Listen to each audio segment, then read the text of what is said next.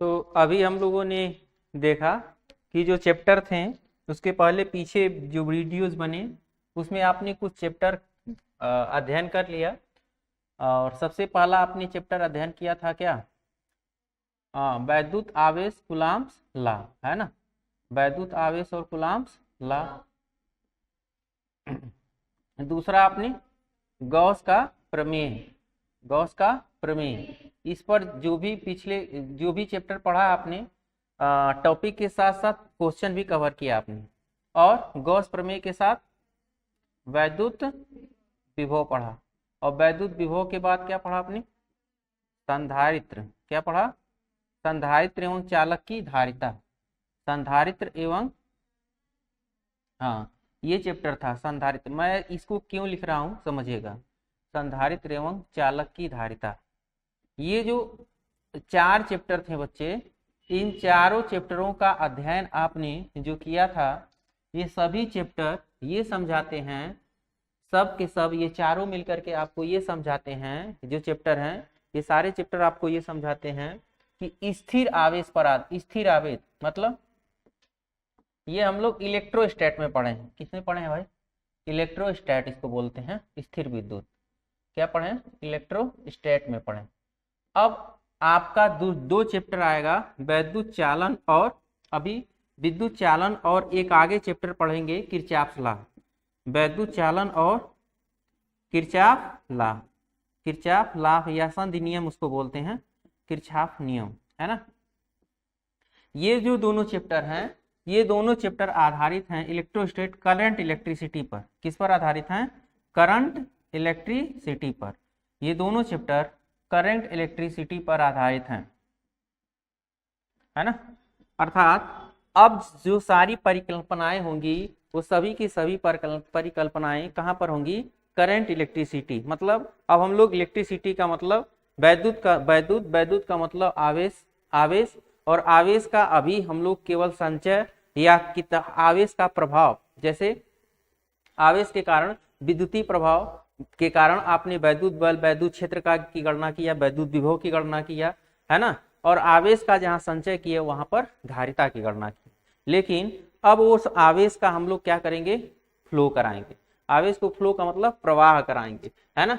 और आवेशों का जब प्रवाह शुरू हो जाता है जहां पर, वहां से हम लोग शुरू करते हैं वैद्युत चालन। वहां से शुरू करते हैं क्या? वैद्युत चालन। और जब वैद्युत चालन का मतलब, वैद्युत चालन का मतलब आवेश का चालन, वैद्युत चालन का मतलब आवेश का चालन। और आवेश के चालन में हम लोग सही एक नियम पढ़ेंगे, ओम का नियम। आवेश के चालन में हम लोग एक नियम पढ़ेंगे जिसको क्या बोलेंगे? ओम का नियम, है ना। अच्छा, अब समझते हैं कि इस वैद्युत चालन चैप्टर में जो 2 चीजें हैं उसमें शुरुआत कहां से करें। तो हम इस चैप्टर को कम से कम 3 वीडियो में हम लोग तोड़ेंगे, है ना। क्यों तोड़ेंगे? क्योंकि छोटा छोटा रहेगा तो अच्छा रहेगा, एक साथ बड़ा वीडियो नहीं किया जा सकता।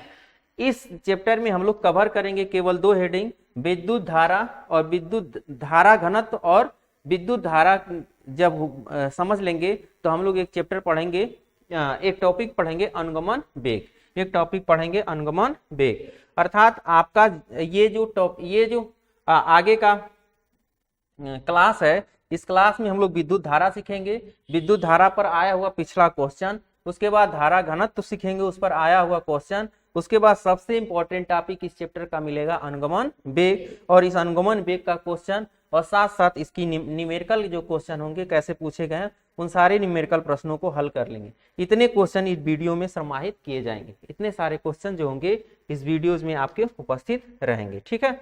तो हम लोग शुरुआत यहाँ पर कहाँ से करते हैं? हम लोग शुरुआत करेंगे सबसे पहले विद्युत धारा से। कहां से शुरुआत करेंगे? विद्युत धारा से, करंट इलेक्ट्रिसिटी। अब आती है बात, विद्युत धारा क्या है? विद्युत धारा क्या है इसके बारे में समझते हैं। देखिए, विद्युत धारा जब भी इसका डेफिनेशन लिखने के लिए आपसे पूछे तो अभी मैंने समझाया। अब आवेश की गतिशीलता पढ़ने जा रहे हैं। क्या पढ़ने जा रहे हैं? आवेश की गतिशीलता। और गतिशीलता का नाम ही क्या है? विद्युत धारा। आवेश की गतिशीलता का नाम ही क्या है? विद्युत धारा। इसलिए कहते हैं आवेश का लगातार प्रवाह, आवेश का लगातार प्रवाह, है ना, क्या कहलाता है? विद्युत धारा। विद्युत धारा या विद्युत धारा कहलाता है। क्या कहलाता है? विद्युत धारा कहलाता है। ये आवेश का जो लगातार प्रवाह है कहाँ होगा, जैसे हम लोग क्या कहते हैं, जो कोई नदी हो, मान लीजिए कहीं पर कोई नदी है और इस नदी में हम लोग फ्लो देखते हैं, किसका, पानी का। नदी में किसका फ्लो देखते हैं, पानी का, है ना। एकदम सेम उसी तरह से पानी का भी प्रवाह धारा ही कहलाता है। धारा क्या कहलाता है, धारा कहलाता है। पानी का प्रवाह धारा कहलाता है। तो वैद्युत का प्रवाह या आवेश का प्रवाह वैद्युत धारा कहलाता है। क्या कहलाता है, वैद्युत धारा।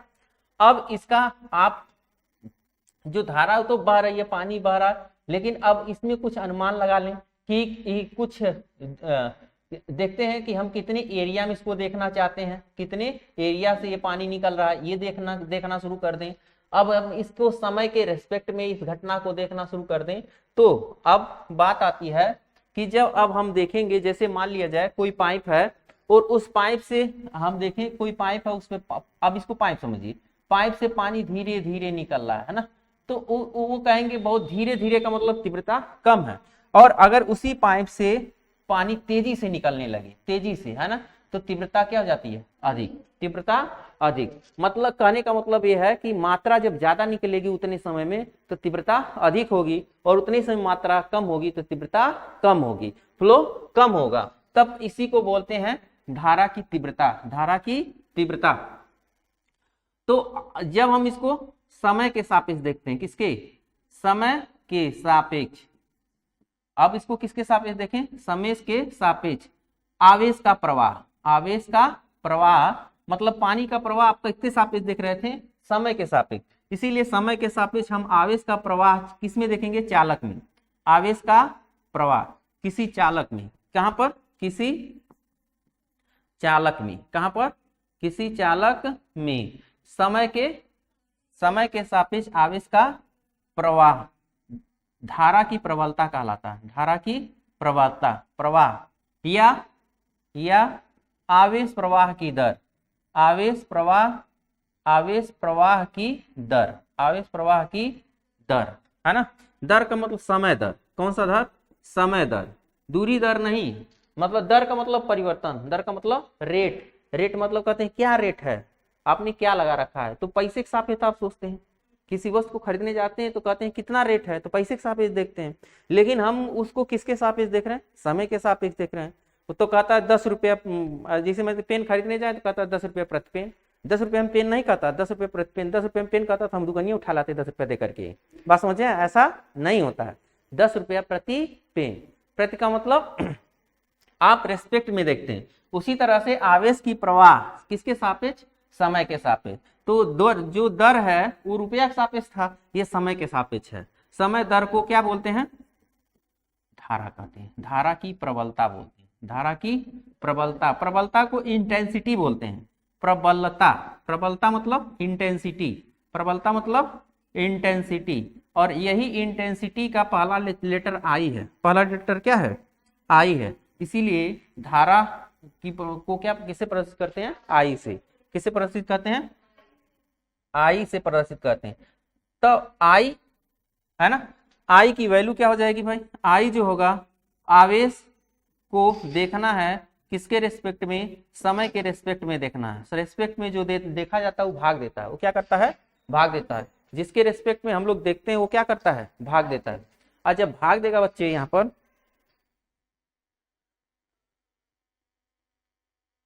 अब ये समय के रेस्पेक्ट में अगर भाग दे रहा है तो आई की वैल्यू, यहाँ पर आवेश को क्यू से प्रदर्शित करते हैं, समय को टी से प्रदर्शित करते हैं, तो आई की वैल्यू क्या मिल गया, क्यू बाई टी। आई की वैल्यू हमको क्या मिल गया, क्यू बाई टी, है ना।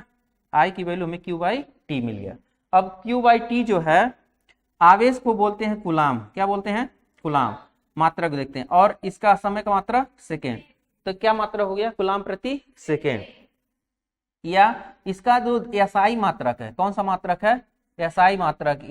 एसआई मात्रक का मतलब एमकेएस पद्धति, एमकेएस पद्धति में मात्रक जो है एम्पियर होता है। क्या होता है, एम्पियर, है ना, क्या होता है, एम्पियर होता है। एमकेएस पद्धति में इसका मात्रक क्या होता है, एम्पियर होता है। अच्छा, अब जब एमकेएस पद्धति में इसका मात्रक एम्पियर है तो और क्या जानना चाहते हैं, ये अदिश राशि होती है। धारा कैसी राशि होती है, अदिश राशि होती है। लेकिन अदिश राशि के साथ साथ धारा की दिशा होती है, लेकिन तभी भी ये अदिश राशि है। धारा की दिशा होती है, धारा की दिशा तो होती है बच्चे, लेकिन फिर भी ये अदिश राशि क्यों है? क्योंकि क्योंकि समांतर चतुर्भुज नियम का पालन नहीं करता। धारा की दिशा होती है, लेकिन ये अगर भौतिक राशि का हम लोग क्या करें, वर्गीकरण करें, तो धारा जो है समांतर चतुर्भुज नियम का पालन नहीं करती, समांतर या वेक्टर सदिश नियम का पालन नहीं करता, समांतर चतुर्भुज नियम का पालन नहीं करता है। नियम का पालन न करने के कारण इसके पास दिशा होते हुए क्या होती है, नहीं करती है ना। इसी के कारण ये अदिश राशि है। इसके पास दिशा तो होता है, धारा की दिशा किधर होती है, धारा की दिशा धनावेश के प्रवाह की दिशा में होती है। धनावेशों के प्रवाह की दिशा ही धारा की दिशा है ना, धारा की दिशा है। धनावेशों के प्रवाह की दिशा क्या कहलाती है, धारा की दिशा। या ऋणावेशों के प्रवाह की विपरीत दिशा, ऋणावेशों के प्रवाह की विपरीत दिशा ही क्या होती है, धारा प्रवाह की विपरीत दिशा धारा की दिशा होती है। विपरीत दिशा में ऋणावेशों के प्रवाह की विपरीत दिशा में कौन चलता है, धारा चलता है। ऋणावेशों के प्रवाह की विपरीत दिशा में कौन चलता है, धारा चलता है। अब आगे देखते हैं, अगर ये ऋणावेशों के प्रवाह की विपरीत दिशा में चल रहा है, कौन चल रहा भाई, धारा। ऋणावेशों के प्रवाह के विपरीत दिशा में,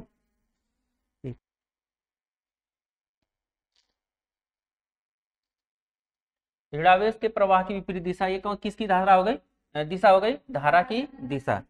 अब धारा में क्या चाहिए, क्योंकि I बराबर हम लोग पढ़े हैं Q बाई टी, I बराबर क्या पढ़े हैं, Q बाई टी पढ़े हैं। यदि Q को 1 कूलाम ले लें, कितना ले लें, 1 कूलाम। अगर Q को आप 1 कूलाम ले लेंगे और समय को 1 सेकेंड ले लेंगे, समय को क्या कर ले लेंगे, 1 सेकेंड ले लेंगे, तो जो वैल्यू मिलेगी 1 एम्पियर मिलेगी। क्या मिलेगी, 1 एम्पियर।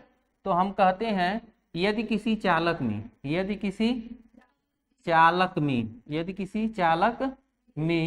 प्रति सेकेंड क्या करें, 1 कूलाम का आवेश प्रवाहित करें, 1 कूलाम का आवेश प्रवाहित करें, तो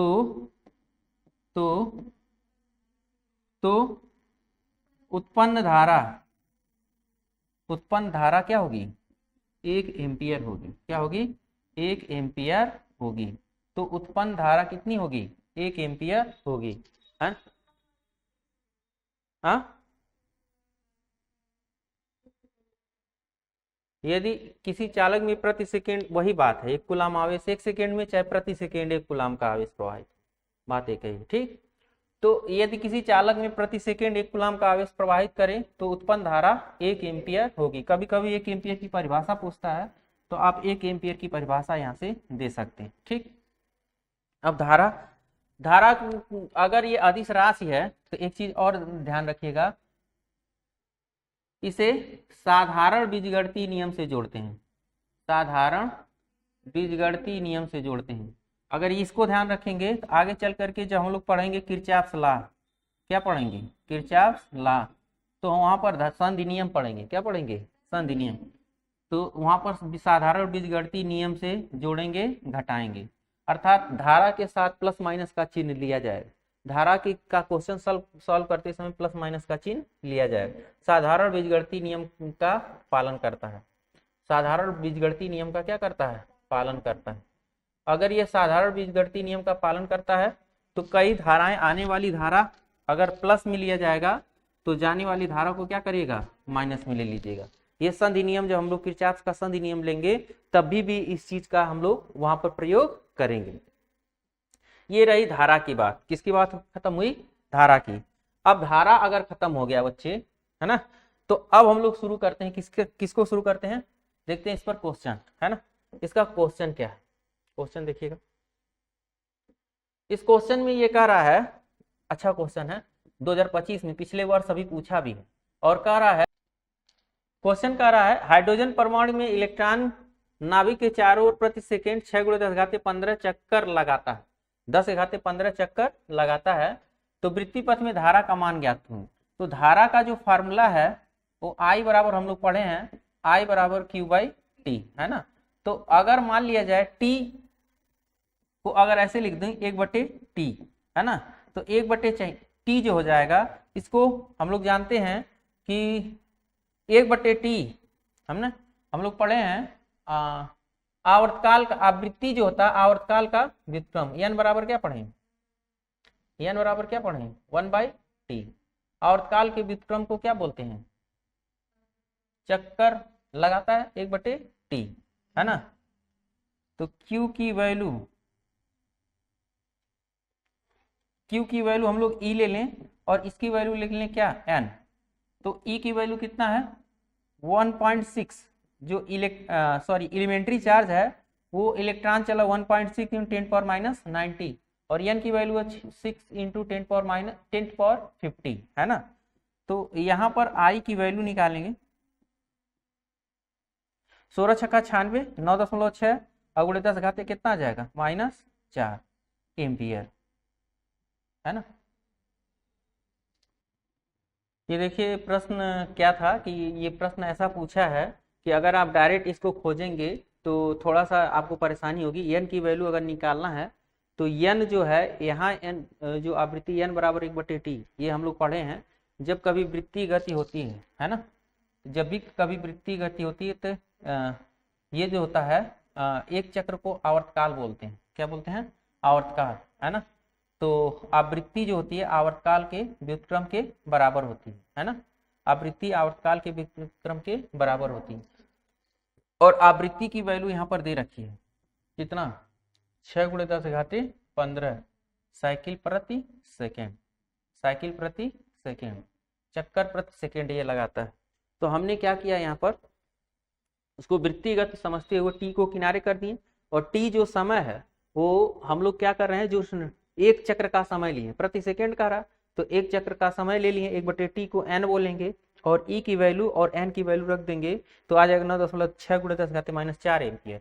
या इसको आप आगे बढ़ाएं तो I = लिख सकते हैं 0.96, ये है ना 15 और 10⁻19 4 बचा, इसको हम लिख सकते हैं 0.96 ठीक, और गुणे 10⁻3 गुणे 10 क्या -3, या इसको लिख सकते हैं 0.96, ये एम्पियर में किसमें है एम्पियर है और 10⁻3 को मिली बोलते हैं। क्या बोलते हैं मिली और ए फॉर एम्पियर। तो वैल्यू क्या आ जाएगी 0.96 मिली एम्पियर।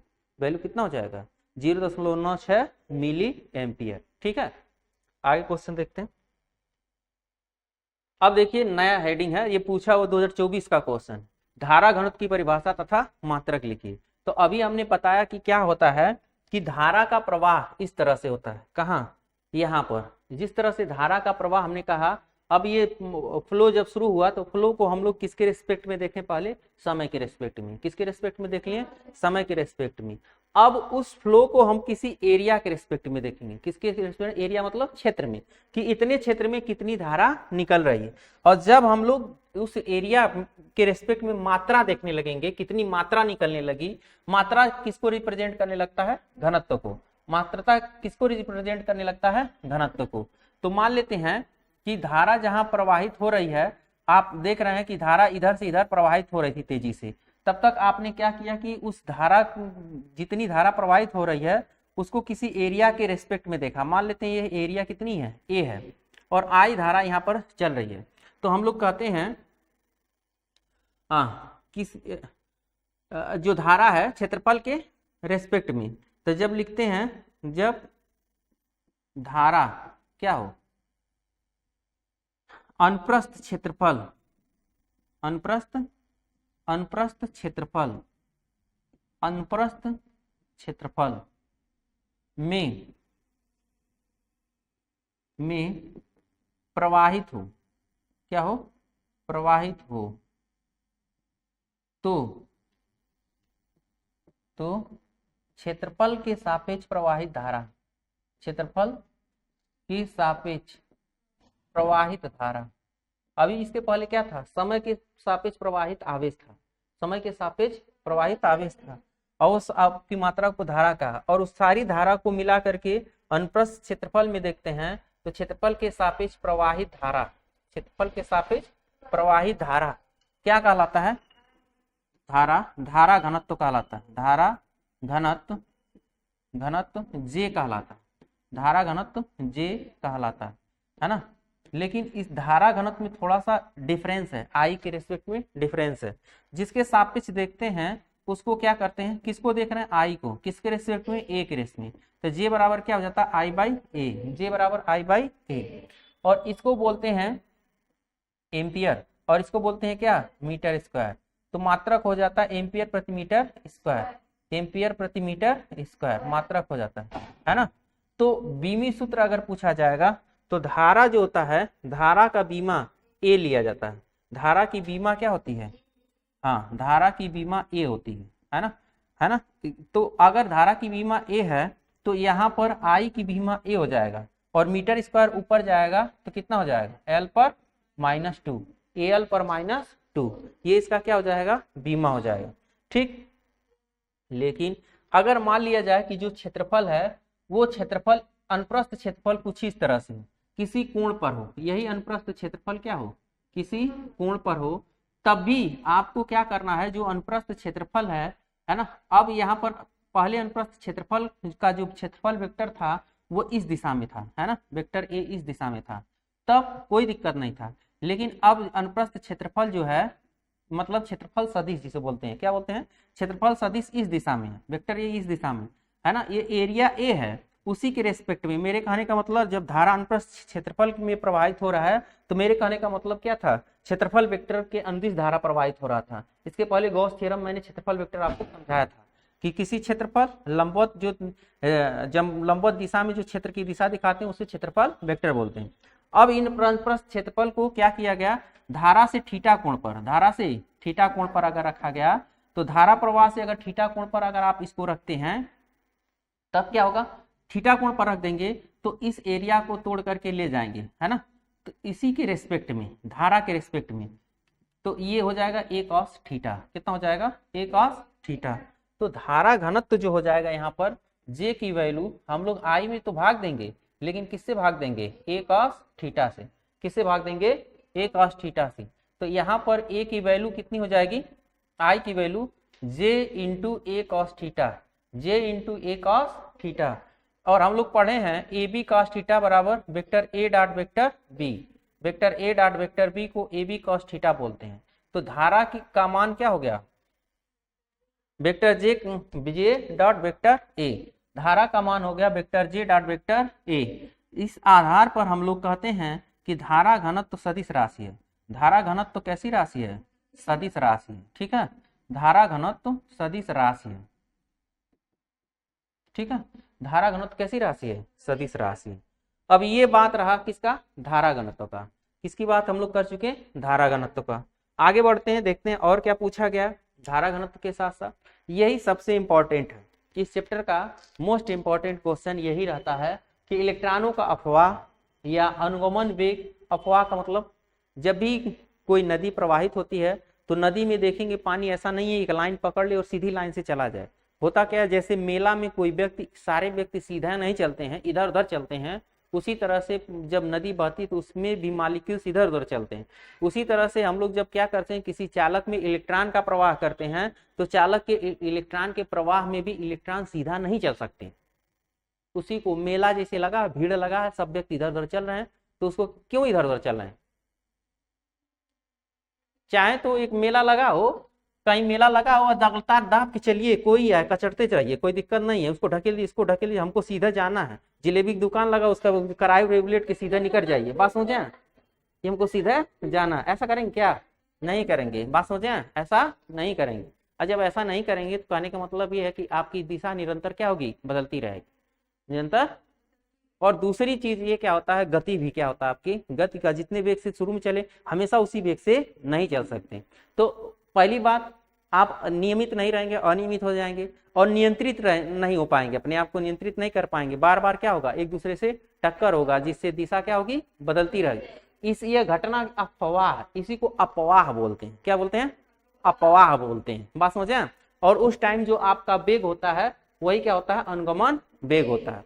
और जितने समय में बार बार आप जब मेला में जा रहे हैं और बार बार जितने समय में आप अपनी दिशा बार बार निरंतर बदलते रह रहे हैं, तो एक दिशा बदलने से दूसरी बार दिशा बदलने के बीच जो समय आपका लगता है वही क्या कहलाता है, क्रांति काल।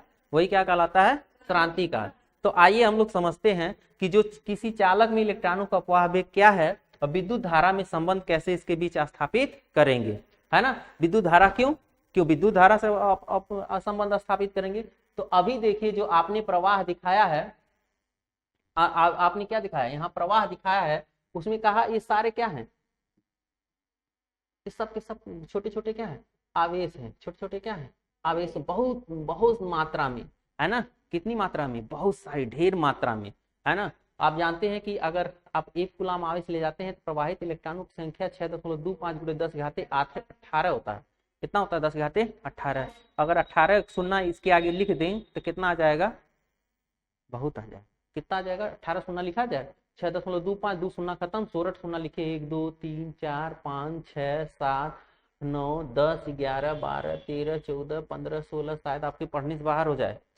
तो बोलते हैं इकाई, दहाई, सैकड़ा, हजार, 10,000, लाख, 10 लाख, करोड़, 10 करोड़, अरब, 10 अरब, खरब, 10 खरब, नील, 10 नील, पदम, 10 पदम, है ना, 10 पदम। पदम के बाद याद नहीं मुझे भी, हाँ, संख तो खत्म हो गया, संख के बाद पदम आ गया, इसके बाद भी उससे भी बड़ा।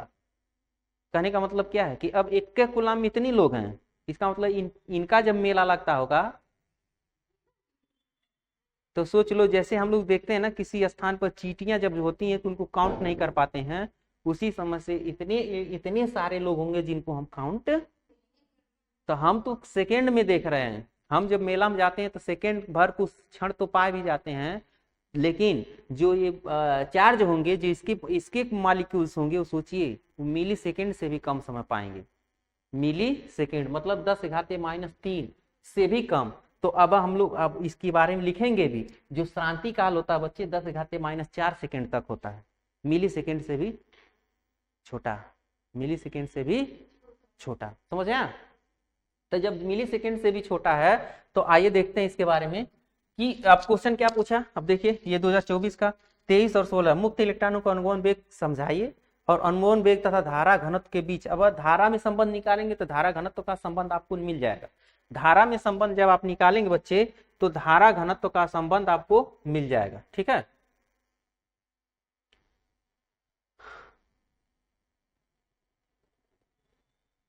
तो अब देखते हैं फिर अपवाह वेग क्या होता है। अपवाह गति के आधार पर ओम के नियम का व्यंजन व्युत्पत्ति कीजिए। तो अभी तो ये नहीं, अभी देखिए इसी रास्ते में ओम का नियम भी आ जाएगा, है ना।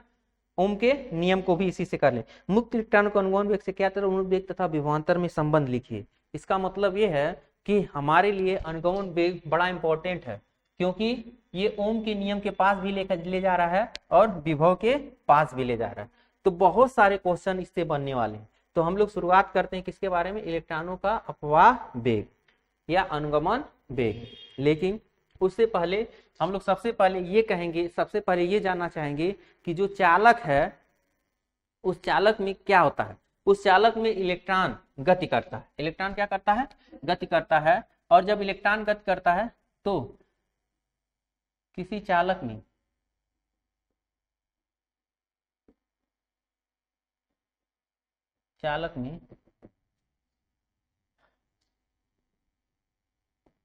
मुक्त इलेक्ट्रॉन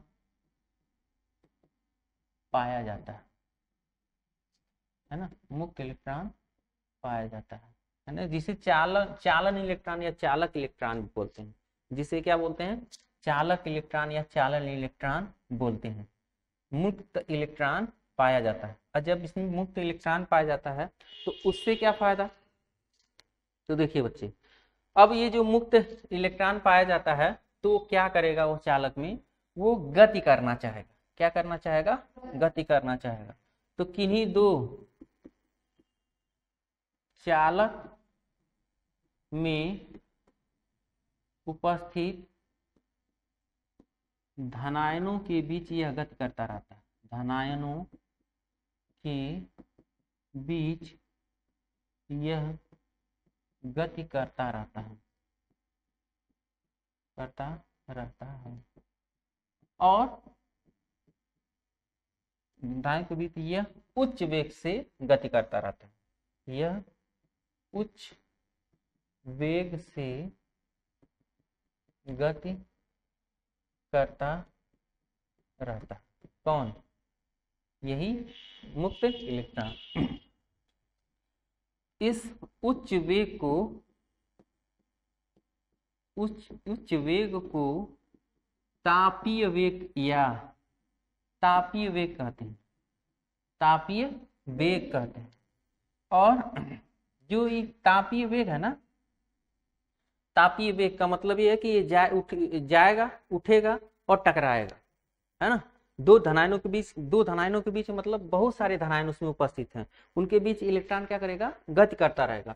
और इसके पास जो गति आएगा, उसके पास जो उच्च वेग होगा ना, उस उच्च वेग को कहते हैं तापीय वेग, जिसका मान होता है 10⁵5। जिसका मान क्या होता है? 10⁵5 मीटर प्रति सेकेंड। मान 10⁵5 मीटर प्रति सेकेंड होता है। लेकिन अब देखिए, इसके बाद भी अब आपने कहा गुरुजी ये इलेक्ट्रॉन चलता रहता है, इलेक्ट्रॉन चलता रहता है, इसका मतलब चालक में इलेक्ट्रॉन चलता रहता है और इलेक्ट्रॉन चलता रहता है तो हम उपकरण उससे चला सकते हैं। लेकिन औसत ऊष्मीय वेग शून्य होता है। लेकिन औसत ऊष्मीय वेग शून्य होता है। कितना होता है? चलेगा तो, लेकिन औसत ऊष्मीय वेग शून्य होता है। मान लेते हैं औसत ऊष्मीय वेग अगर देखें तो पहले वो गति प्रारंभ किया, टकरा गया, फिर गति प्रारंभ किया, टकरा गया, फिर गति प्रारंभ किया, टकरा गया, ऐसा कई गति किया और टकरा गया। तो जितनी बार ये गति करेगा, टकरा जाएगा, तो औसत ऊष्मीय वेग कितना हो जाएगा? शून्य। इसका उपयोग हम लोग अभी आगे करेंगे। औसत ऊष्मीय वेग कितना होता है? शून्य। यही कारण है कि कोई चालक सामान्य अवस्था में उसमें धारा नहीं बहती। सामान्य अवस्था का मतलब ये है कि जब तक आप उसमें वोल्टेज अप्लाई नहीं करेंगे तब तक उसमें धारा नहीं बहेगी। तो यही कहते हैं, यही कारण है कि सामान्य अवस्था में किसी चालक में धारा नहीं बहती। सामान्य अवस्था में किसी चालक में, मेरे का सामान्य अवस्था का मतलब कि वो स्वतंत्र है, बस कहीं रखा गया है ना। उसके साथ ये घटना घटता है, किसके साथ? चालक के साथ। लेकिन वो कुल मिला करके उसका रिजल्टेंट कितना आता है? 0 आता है। किसी चालक में ऐसी सामान्य अवस्था में किसी चालक में धारा नहीं बहती। धारा नहीं, बड़ा इंपॉर्टेंट चीज बता रहा, धारा नहीं बहती। और जब सामान्य अवस्था में किसी चालक में धारा नहीं बहती बच्चे, तो गुरुजी ये क्यों हमको बता रहे हैं? हम इसलिए बता रहे हैं क्योंकि धारा नहीं बहती तो क्या होता है? होता क्या है कि जो आपने कहा इलेक्ट्रॉन है ना, वो इलेक्ट्रॉन क्या करता है? अभी मैंने बताया, मेला में जब भीड़ लगा हुआ है और उस भीड़ में व्यक्ति चाहता है एक दूसरे से टकराता है और निरंतर क्या करता है? अपनी ऊर्जा खो देता है और फिर ऊर्जा को बनाता रहता है। खोएगा, बनाएगा, खोएगा और बनाएगा, है ना। तो हम तो क्या करते हैं, मेला में एक बार चले गए, अगर वापस आ गए तब तो ठीक है, नहीं आए तो मतलब खत्म हो गए। आ गए तब तो ठीक है, नहीं आए तो क्या हो गए? खत्म हो गए। तभी तो कहीं कचर चोर खत्म कर दिए। तो अब यही तो कह रहे हो।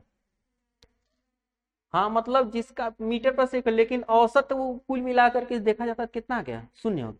तभी तो कह रहे हैं कि इसका मतलब इलेक्ट्रॉन वो ऐसा नहीं है कि वो कुछ करेंगे नहीं और सामान्य अवस्था में कोई चालक रख देंगे तो बाहर आएगा ही नहीं, मतलब वो इलेक्ट्रॉन कहीं बाहर जाएगा ही नहीं, इसलिए धारा उसमें बहेगा। समझे?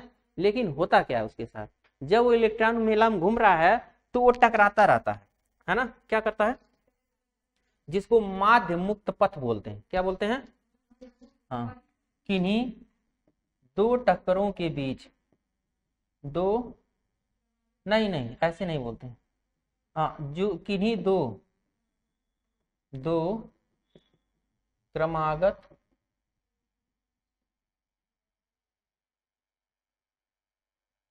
क्रमागत टक्करों के बीच, टक्करों के बीच का औसत दूरी, औसत दूरी क्या कहलाता है? माध्य मुक्त पथ कहलाता है। माध्य मुक्त पथ, पथ लैम्डा कहलाता है। माध्य मुक्त पथ क्या कहलाता है? लैम्डा कहलाता है। माध्य मुक्त पथ लैम्डा कहलाता है। अब जिसका मान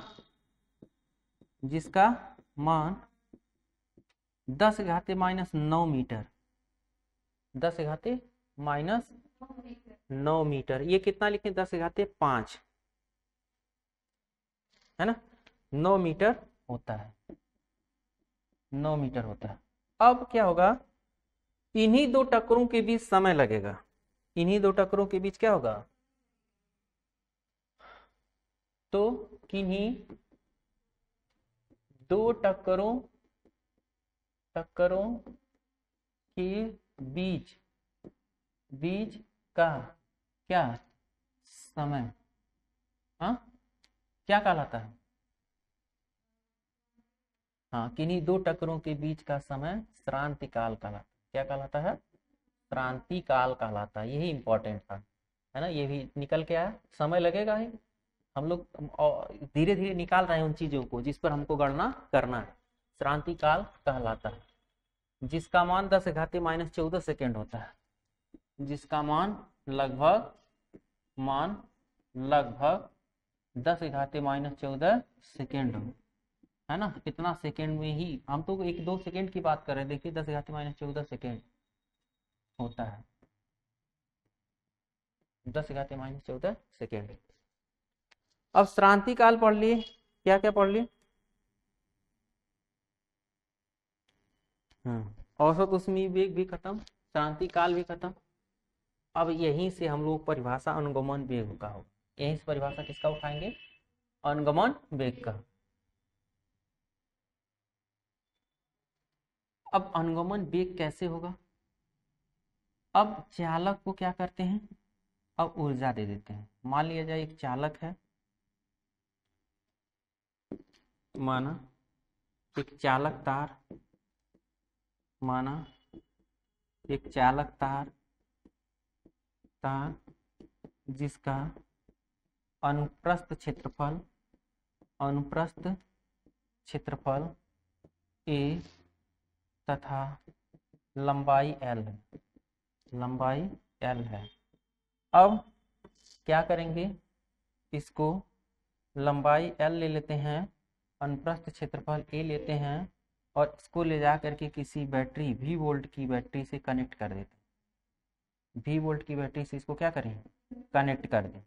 अब जब इसको V वोल्ट की बैटरी से बच्चे कनेक्ट कर देंगे तो इसमें का जो इलेक्ट्रॉन है ना, जो आवेश है वो गति कर जाएगा। इसमें आवेश जो होगा वो गति कर जाएगा, वो भागना शुरू कर देगा, लेकिन टकराएगा। टकराए से अपनी दिशा भी क्या करेगा? बदलता रहेगा, बार बार टकराएगा, अपनी दिशा बदलता रहेगा। अब ये एनर्जी पा गया, कहाँ से पा गया? इसी बैटरी के कारण। तो टकराएगा, अनियमित और अनियंत्रित गति करता हुआ चालक के एक सिरे से भाग जाएगा, कहाँ तक? दूसरे सिरे तक। मतलब कि यहाँ पर जो धनावेश से ऋणावेश है, वैद्युत क्षेत्र की दिशा इधर है, धारा की भी दिशा उधर ही होगी, I प्लस सिरे से इधर ही होगी। चूंकि ये मैं कह रहा हूँ इलेक्ट्रॉन चल रहा है, तो अब इलेक्ट्रॉन क्या है? ऋणावेश है। इलेक्ट्रॉन कौन है? ऋणावेश। पीछे मैंने समझाया, ऋणावेशों के प्रवाह के विपरीत दिशा में कौन चलता है? धारा। ऋणावेशों के प्रवाह के विपरीत दिशा में कौन चलता है? पीछे समझाया ना। तो यहाँ से ऋणावेशों के प्रवाह के विपरीत दिशा में धारा चल रहा है। तो माना एक चालक तार जिसका अनुप्रस्थ क्षेत्रफल A तथा लंबाई L है। जब क्या करते हैं? जब इस पर V वोल्ट की विभवांतर लगाया जाता है, विभवांतर लगाया जाता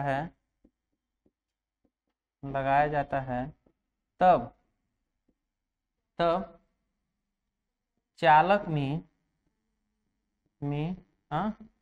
आई एम्पियर की धारा मान लेते हैं, आई एम्पियर की धारा बहने लगती है, आई धारा बहने लगती है, आई एम्पियर की धारा बहने लगती है। हाँ, इसके बाद लगती है और उसमें उपस्थित इलेक्ट्रॉन गति करने लगता है, गति करता है। कैसे? इलेक्ट्रॉन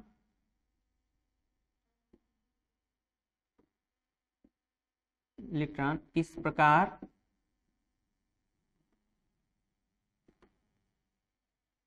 इलेक्ट्रॉन अनियंत्रित लिखते हैं, इसको लिख लेते हैं अनियंत्रित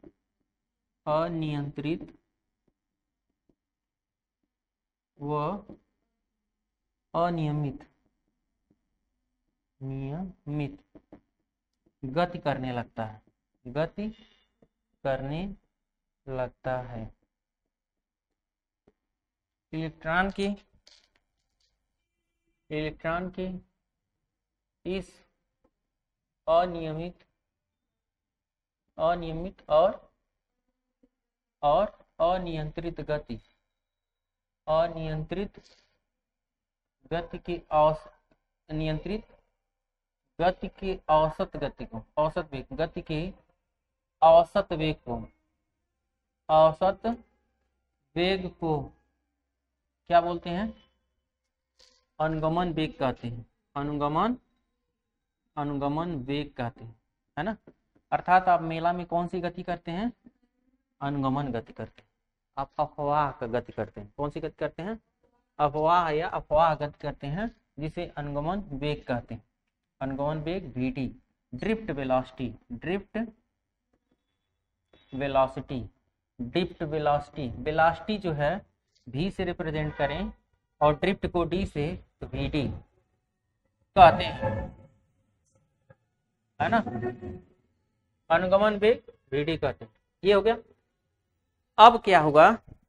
यहाँ जो गति है, इलेक्ट्रॉनों की गति जो हो गई अनुगमन गति हो गई। इसके बाद क्या होगा? अभी हम लोगों ने केवल परिभाषा दिया, अभी कोई संबंध स्थापित नहीं किया। संबंध भी स्थापित कर लेते हैं। मान लेते हैं कि ये जो तार है उसका इलेक्ट्रॉन घनत्व n है ना। माना चालक तार का इलेक्ट्रॉन घनत्व क्या है? घनत्व n, इलेक्ट्रॉन घनत्व n है। इलेक्ट्रॉन घनत्व n का मतलब जानते हैं? इलेक्ट्रॉन घनत्व n का मतलब, घनत्व का मतलब यह है हाँ कि एकांक आयतन में इलेक्ट्रॉनों की संख्या। इलेक्ट्रॉन घनत्व n का मतलब एकांक आयतन में इलेक्ट्रॉनों की संख्या। समझ गया? ये वो संख्या नहीं है n, इलेक्ट्रॉनों की डायरेक्ट संख्या नहीं है। ये कौन सी संख्या है? एकांक आयतन में। एकांक मतलब आप एकांक आयतन किसे बोलते हैं? एक क्यूब ले लीजिए जिसकी भुजा, प्रत्येक भुजा की लंबाई क्या है? 1 मीटर है, और उसमें कुल मिलाकर के आप गोली को, एक छोटी छोटी गोली भर दीजिए और उसको इलेक्ट्रॉन समझिए, या छोटा छोटा एक पार्टिकल भर दीजिए, उसको इलेक्ट्रॉन समझिए। जितना आ जाएगा उसको क्या बोलते हैं? एकांक आयतन में उसकी संख्या। ठीक है। अब देखते हैं, यहाँ पर हम लोग जानते हैं प्रवाहित धारा कितनी होती है? I बराबर लिखते हैं Q/T। I बराबर Q/T, जिसे बोलते हैं एकांक समय में प्रवाहित आवेश। एकांक समय में, यहीं से समझिए, इसको बोलते हैं यहीं से बहुत आसान हो जाएगा। एकांक समय में प्रवाहित आवेश क्या बोलते हैं? इसको एकांक समय में प्रवाहित आवेश बोलते हैं। अगर ये एकांक समय में प्रवाहित आवेश है, जिसको आवेश एकांक समय प्रवाहित आवेश कितना होगा, तो हम लोग एकांक समय में कितना आवेश प्रवाहित कर देंगे, तो हम लोग देखेंगे एकांक आयतन में कितना तय आयतन। चूंकि हम लोगों को पता है एकांक आयतन में इलेक्ट्रॉनों की संख्या पता है, तो एकांक समय में वो कितना आयतन तय कर रहा है वही आवेश होगा, है ना। तो हम लोग लिखेंगे इसको एकांक समय में तय आयतन। एकांक समय में तय आयतन और गुणे आवेश बराबर होता है तय आयतन हम लोगों को निकालना है और आयतन हम लोग निकाल लें और एकांक समय में तय आयतन और गुणे आवेश बराबर Q बराबर NI है ना। एकांक समय में प्रवाहित इलेक्ट्रॉनों की संख्या, एकांक समय में प्रवाहित आवेश को लिखेंगे आवेश बराबर एकांक समय में, पहले ये लिखते हैं एकांक समय में प्रवाहित इलेक्ट्रॉनों की संख्या, एकांक समय में प्रवाहित इलेक्ट्रॉनों की संख्या ले लें और गुणे ले लेते हैं क्या E, क्योंकि Q बराबर क्या जानते हैं NI, Q बराबर क्या जानते हैं NI, तो हम लोग संख्या को रिप्रेजेंट कर लिए और E से मल्टीप्लाई कर दिए। तो एकांक समय प्रवाहित इलेक्ट्रॉनों की संख्या होगी एकांक समय में तय आयतन, एकांक समय में तय आयतन और एकांक आयतन हम लोग देखते हैं, एकांक आयतन में इलेक्ट्रॉन घनत्व कितना है N है, गुणे इलेक्ट्रॉन घनत्व जो एकांक समय प्रवाहित इलेक्ट्रॉनों की संख्या होगी तो कितना आयतन तय किया उसमें इलेक्ट्रॉन घनत्व का गुणा करा दें तो निकल जाएगा कौन, इलेक्ट्रॉनों की संख्या I × E। ये N वो नहीं है, इलेक्ट्रॉनों की संख्या नहीं है, ये इलेक्ट्रॉन घनत्व है, ध्यान दीजिएगा। अब तय आयतन होता है, आयतन बराबर होता है, क्योंकि ये अगर बेलन हो तो इसको बोलते हैं πr²h, जिसको बोलते हैं आधार का क्षेत्रफल गुणे ऊंचाई, ऊंचाई को बोलते हैं दूरी, क्या बोलते हैं दूरी। तो हम इसको कह सकते हैं एकांक समय में तय क्षेत्रफल, एकांक समय में तय क्षेत्रफल है ना, या एकांक समय में तय दूरी, एकांक समय में तय दूरी निकाल लें। मेरे कहने का मतलब यहाँ आइए, अगर एकांक समय में तय दूरी निकाल लें और उसमें अनुप्रस्थ क्षेत्रफल का मल्टीप्लाई कर दें तो इसका आयतन निकल जाएगा। ये बेलन होगा, बेलन का आयतन बराबर आयतन होता है आधार का क्षेत्रफल गुणे ऊंचाई या तय दूरी। बात समझ आ रहा है, ये आधार का क्षेत्रफल गुणे ऊंचाई या तय दूरी, समझ आ रहा। तो हम यहाँ कह सकते हैं एकांक समय में तय दूरी अगुणे दूरी हो गया πr², अनुप्रस्थ क्षेत्रफल, अनुप्रस्थ क्षेत्रफल ले लें है ना, किताब में किसी और तरीके से किया, अगर आप इस तरीके से चलेंगे तो आसान हो जाएगा। I × NI, अनुप्रस्थ क्षेत्रफल को आपने A माना है, कितना माना है A, तो यहाँ A रख दे रहे हैं और एकांक में चली गई दूरी जो होगा वो औसत चाल होता है, औसत चाल या अनुगमन वेग, औसत चाल ही होगा और या औसत वेग होगा और इसी को बोलते हैं अनुगमन वेग है ना। क्योंकि यहाँ जो तय की एकांक समय चली गई दूरी को चाल कहते हैं और जो चाल है अभी हम लिख दे रहे हैं, जो चाल है यहाँ पर एकांक समय में चली गई दूरी को क्या बोलते हैं चाल, क्या बोलते हैं भाई चाल, एकांक समय में चली गई दूरी को चाल या औसत चाल कहते हैं। अनुप्रस्थ क्षेत्रफल A × NI, ठीक। अब इसको थोड़ा सा और आगे बढ़ाते हैं, तो औसत चाल, यहाँ जो एकांक समय में तय गई दूरी औसत चाल है, उस औसत चाल का नाम है अनुगमन वेग, क्या नाम है अनुगमन वेग। और A × NI हम किसकी वैल्यू निकाल रहे हैं I की, किसकी वैल्यू निकाल रहे हैं I की, और I की वैल्यू हमको मिल गया यहाँ पर, अनुगमन वेग को VD से प्रदर्शित करते हैं A × NI, I की वैल्यू निकल गया। और आपसे यही प्रश्न में पूछा था, क्या प्रश्न में पूछा था, देखिए पूछा था किसी चालक में इलेक्ट्रॉन के अफवाह वेग तथा विद्युत धारा में संबंध स्थापित कीजिए, अफवाह वेग तथा विद्युत धारा में क्या करिए संबंध स्थापित कीजिए, ठीक। तो आपने क्या किया, यहाँ पर विद्युत धारा और अफवाह वेग में क्या किया संबंध स्थापित कर दिया। अब अभी यहाँ पर आपको लिखना होगा, तो आप कहाँ से लिखेंगे बच्चे, आप प्रयास करिएगा कि यहाँ से लिखिएगा, कहाँ से, इस वाले फिगर को बना करके यहाँ से लिख दीजिएगा, ठीक ना। इसके पीछे वाला उपयोग हम आगे करेंगे जब वैद्युत क्षेत्र की तीव्रता और विभवांतर में संबंध स्थापित करेंगे, तो पीछे वाले का यूज होगा। पूरा लिख देंगे तो और अच्छी बात है, लेकिन कोई बात नहीं। I = क्या होगा VD × NIA, या कहीं कहीं इस फार्मूले को हम लोग अनुगमन वेग का फार्मूला पूछना चाहते हैं तो क्या लिखते हैं I/NIA है ना, किसकी वैल्यू मिल जाता है।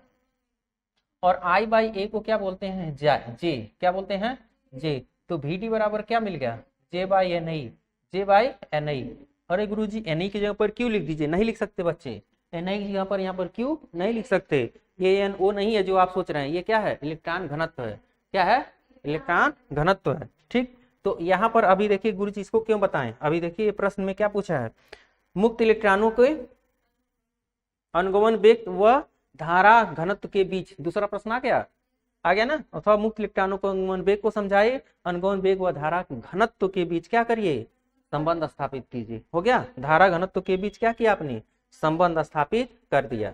ठीक, कोई दिक्कत इसमें, J/Na, J/Na, VT बराबर J/Na। अब इसके बाद क्या समझना है, इसके बाद क्वेश्चन है, लेकिन उससे पहले क्वेश्चन तो है, उससे पहले कुछ चीजें और हैं जो छूट रही हैं। हेडिंग लिखा नहीं गया है, लेकिन मैं इसको भी समझा दे रहा हूँ। यहाँ पर हेडिंग नहीं लिखा, 3 क्वेश्चन है, तीनों सॉल्व करेंगे तो निकल जाएगा। आइए हम उसको समझा दे रहे हैं आपको। ठीक, प्रश्न पूछेगा कि पूछा भी है, क्वेश्चन लिखे नहीं है, लेकिन समझ लीजिएगा आपको। अब विभवांतर और वैद्युत क्षेत्र की तीव्रता में संबंध, अनुगमन वेग,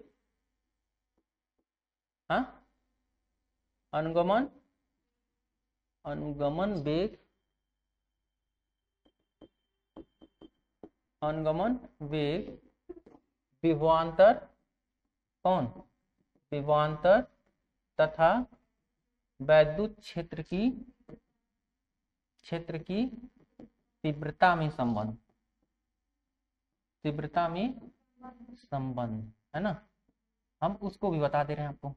थोड़ा सा समय दीजिए, वो भी खत्म हो जाए इसी लगले। ये देखिए, मान लिया जाए कि अगर आपने जो चालक तार रखा था, उस चालक तार पर आपने जो वोल्टेज अभी लगाया था, V वोल्ट का विभवांतर लगाया था, और विभवांतर लगाते ही इसमें से जो आपका चालक इलेक्ट्रॉन था, वो चालक इलेक्ट्रॉन भागता हुआ एक सिरे से दूसरे सिरे तक पहुंच रहा है ना। ए सिरे से ये हटा देते हैं, P और M मान लेते हैं, M और N मान लेते हैं, M N मान लेते हैं। ठीक, अब यहाँ से भागता हुआ ये इलेक्ट्रॉन इस तरह से यहाँ पर पहुंच जाता है, M से M की ओर। कब, जब इसमें I धारा प्रवाहित करते हैं, अनुप्रस्थ क्षेत्रफल A मान लेते हैं, और लंबाई को L मान लेते हैं। ठीक, तो होता क्या है, जब भी आप विभवांतर V वोल्ट का विभवांतर लगाते हैं तो होता क्या है, आइए देखते हैं। इसके बाद होता क्या है, चूंकि जब इलेक्ट्रॉन क्या करेगा, इलेक्ट्रॉन त्वरित होगा, क्या होगा, त्वरित होगा। तो हम लोग जानते हैं जब बैटरी द्वारा ऊर्जा दी जाती है, बैटरी द्वारा या भी विभवांतर लगाया जाता है, जब भी विभवांतर लगाया जाता है तब इलेक्ट्रॉन त्वरित गति करता है, त्वरित गति करता है। तो प्रत्येक टक्कर उसका बार बार टकराव होगा, प्रत्येक टक्कर में क्या होगा, प्रत्येक टक्कर में हम लोग गति का समीकरण जानते हैं, V बराबर U प्लस AT, V बराबर U plus AT। Alpha T ले लेते हैं, लेकिन T यहाँ पर न लिख करके टाउ ले लेते हैं, क्या लेते हैं, टाउ, है ना, टाउ, अल्फा टाउ, तो U ले लेते हैं। लेकिन पहले टक्कर में V1 U1 अल्फा टाउ 1, त्वरित गति अल्फा ही रहेगा। दूसरे में V2, दूसरे टक्कर में V2 बराबर U2 plus alpha tau T, alpha tau T, T2 tau 2, और तीसरे में U3 plus alpha tau 3, dot dot dot. ऐसे ही तमाम n टक्कर होंगे तो Vn बराबर nवीं गति पर Vn बराबर क्या होगा, Un plus alpha tau n, alpha tau n। अब देखिए औसत वेग क्या निकालेंगे, औसत वेग ही क्या होगा, अनुगमन वेग। औसत वेग अगर हम लोग निकालेंगे तो औसत वेग हम लोग निकालते हैं इसको, औसत वेग जब निकालेंगे तो V1 plus V2 plus V3 dot dot dot, कौन, Vn। जितनी बार गति किया उसमें n से क्या करें, भाग दे दें। और औसत वेग को निकालने के लिए U1 plus alpha tau 1 plus U2 plus alpha tau 2 और U3 plus alpha tau 3, alpha tau 3 dot dot dot Un alpha tau N by N, है ना। अब हम क्या कर रहे हैं, u1 plus u2 plus u3 को एक साथ कर दे रहे हैं dot dot dot un by क्या लेंगे n, बाई क्या लेंगे n। और यहाँ अल्फा कॉमन हो जाएगा कहाँ कहाँ पर, यहाँ यहाँ और इसी तरह से सब जगह अल्फा कॉमन हो जाएगा। तो tau 1 plus tau 2 plus tau 3 dot dot dot tau n, जो औसत समय है इसकी औसत ही हो गया। और इसी औसत को हम लोग क्या बोलते हैं, टाउ, क्या बोलते हैं, टाउ। औसत समय क्या कहलाता है, श्रांति काल, क्या कहलाता है, श्रांति काल। टाउ क्या है, श्रांति काल है, यहाँ पर क्या है ये श्रांति काल है। और इसी औसत वेग को आपने पीछे पढ़ा था, शून्य होता है, कितना होता है, समझ में आ रहा बात। और इस औसत वेग को अनुगमन वेग vd कहते हैं, अनुगमन वेग क्या बोलते हैं। तो vd की एक वैल्यू आ गई अल्फा टाउ, अल्फा, लेकिन अल्फा जो है त्वरण है, अल्फा क्या है, त्वरण है। और त्वरण बराबर होता है बल बटे द्रव्यमान, बल बटे द्रव्यमान। त्वरण बराबर क्या होता है, बल बटे द्रव्यमान। ये किसकी वैल्यू हो गई, vd की। फिर समझिए vd की वैल्यू बल के रूप में आ गई। और चूंकि F बराबर हम लोग पढ़े हैं वैद्युत क्षेत्र की तीव्रता गुणे दूरी, वैद्युत क्षेत्र की तीव्रता, सॉरी E बराबर हम लोग क्या पढ़े हैं, E बराबर E बराबर F बाई क्यू, या E बराबर QE, E बराबर F बराबर QE, F बराबर QE। Q की वैल्यू यहाँ पर E है, Q की वैल्यू क्या है, यहाँ E है, इलेक्ट्रॉन है ना। तो E बाई ई क्या हो जाएगा, ई वहां पर आवेश है। और ई यहाँ पे रख देंगे तो हम लोगों को मिल जाएगा यहाँ पर vd बराबर e by m into t, e by m into t, समझ में आ रहा है। अब vd की वैल्यू ई बाई, चूंकि हम लोग पढ़े हैं वैद्युत क्षेत्र की तीव्रता विभव प्रवणता विभवांतर बटे लंबाई के क्या होता है, बराबर होता है।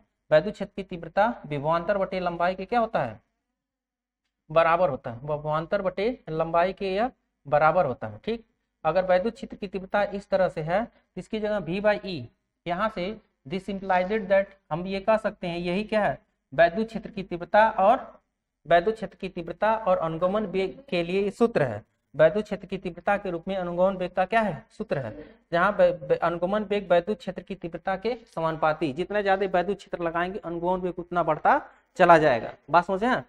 अब यहाँ पर vd की वैल्यू, E की वैल्यू रख देंगे E बाई ई भी टाउ, ई भी tau, tau by M l, e भी tau by M l, e भी टाउ बाई एम एल। तो ये क्या है, विभवांतर और अनुगमन वेग के बीच संबंध है। इसका मतलब vd समानुपाती होता है किसके, विभवांतर के। vd समानुपाती होता है किसके, विभवांतर के। vd समानुपाती होता है विभवांतर के और ये तीव्रता के, वैद्युत क्षेत्र की तीव्रता के, है ना। यही संबंध स्थापित करने के लिए कहेगा, तो ऐसा हम लोग लिखेंगे vd बराबर ई भी एम एल इंटू टी। और इसी का उपयोग हम लोग करेंगे ओम का नियम में। किसमें प्रयोग करेंगे, ओम का नियम में। इसके आगे हम लोग इसका उपयोग ओम के नियम में करेंगे। लेकिन फिलहाल vd की वैल्यू हम लोग को मिल गया ई भी by M L into tau, कुछ छूट नहीं रहा इसमें।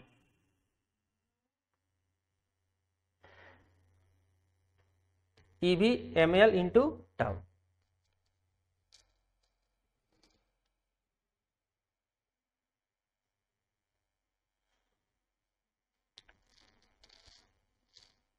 ठीक। यहां तक हो गया।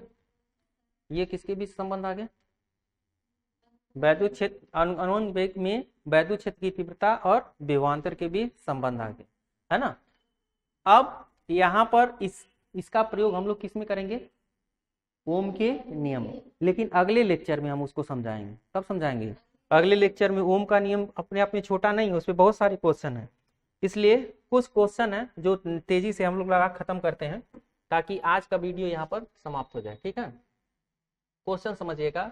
इस क्वेश्चन में कह रहा है 1 मिलीमीटर परिच्छेद के किसी तार से मुक्त इलेक्ट्रॉन 5 × 10⁻24 प्रति मीटर क्यों है। ये n की वैल्यू है, 1 मिलीमीटर प्रतिच्छेद, a की वैल्यू 1